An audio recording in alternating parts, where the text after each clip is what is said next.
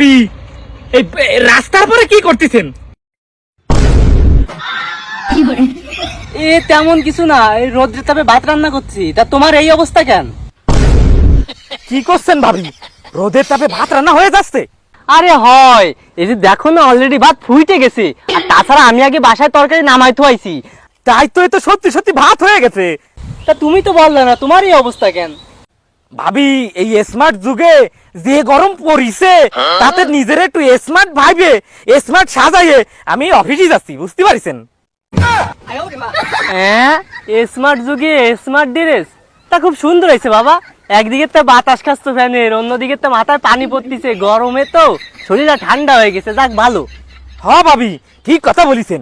যে গরম পড়িছে, এই ছাড়ার উপায় পেলাম না।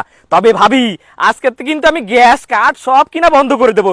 এই আপনার মতন আমার বউরে বলবো যে রোদের তাপে তরকারি ভাত সব রান্না করতি। যাক, খরচ পাইছে গেল। ভাবি, আমি তাহলে আসি, অফিসে দেরি হয়ে যাচ্ছে। আচ্ছা ঠিক আছে, যাও। তাহলে পাগল ছাগল, ভাত হয়ে গেছে, আমি যাই। শেষ হয়ে গেল? ও না, আছে তো। আহ, কি শান্তি।